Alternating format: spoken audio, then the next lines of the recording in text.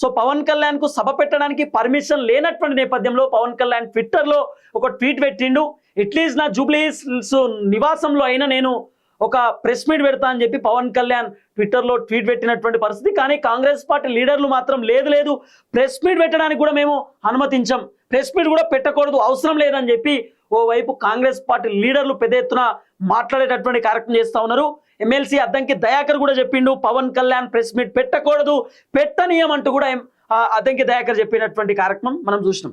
ఆ తర్వాత ఎక్కడ ఈ సభ ఏం కాదు అన్నది ఒకసారి పిన్ టు పిన్ మనం మాట్లాడుకునేటటువంటి కార్యక్రమం చేస్తే జూన్ 2, 2026 తెలంగాణ ఆవిర్భావ దినోత్సవంన గచ్చిబౌలిలోని సంధ్యా కన్వెన్షన్ లో తెలంగాణ నవనిర్మాణ సంకల్ప సభ జనసేన పార్టీ అధినేత పవన్ కళ్యాణ్ ఈ సభలో ఈ పేరుతోటి అంటే ఏదైతే ఈ టైటిల్ తోటి ఈరోజు సభ పెడదామని అనుకున్నారు, కానీ ఆ సభను మాత్రం మొత్తానికి పోలీసులు అనుమతించినటువంటి పరిస్థితి. కాంగ్రెస్ పార్టీ కూడా ఇక్కడ కూడా యాక్సెప్ట్ చేయలేనటువంటి ఆ సిచ్యువేషన్ కూడా మనం చూసినాం.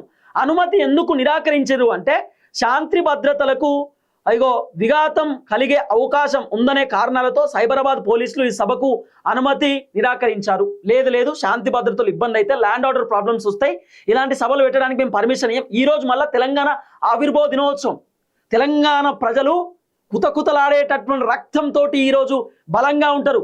మా తెలంగాణను మేము సాధించుకున్నటువంటి రోజు అనేటటువంటి ఒక గొప్ప గౌరవంతో ఉంటారు. ఇవాళ మా తెలంగాణ బిడ్డలు తెలంగాణ కోసం చాలా మంది బలిదానాలు చేసుకున్నారు, వాళ్ళ ఆత్మకు శాంతి కలగాలని చెప్పి ఈరోజు చాలా మంది మౌనంగా ఉంటారు, మౌనం పాటిస్తారు.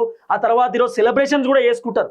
సో అలాంటిది పవన్ కళ్యాణ్ ఆంధ్రప్రదేశ్ డిప్యూటీ ముఖ్యమంత్రి అయి తెలంగాణలో ఏదో చేస్తా అంటే మేము ఎందుకు యాక్సెప్ట్ చేస్తాం అనేటటువంటి అంశంతో కూడా తెలంగాణ ప్రజలు కొంత ఉన్నటువంటి అంశం.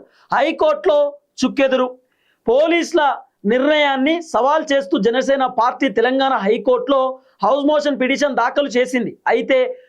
అయితే కోర్టు ఈ అత్యవసర పిటిషన్ను తిరస్కరించడం జరిగింది. సభ పూర్తిగా రద్దయింది. హైకోర్టు కూడా పోయారు, హైకోర్టు కూడా పెద్ద షాక్ ఇచ్చింది పవన్ కళ్యాణ్కి.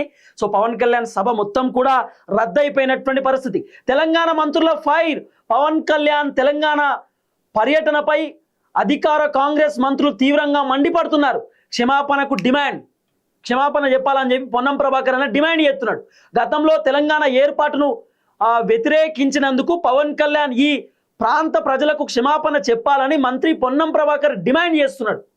పవన్ కళ్యాణ్ గతంలో తెలంగాణ రావడాన్ని వ్యతిరేకించిండని చెప్పి ఇప్పుడు పవన్ కళ్యాణ్ తెలంగాణ ప్రజలకు డిమాండ్ చేయాల్సిందే అని చెప్పి పొన్నం ప్రభాకర్ చెప్తున్నటువంటి మాట.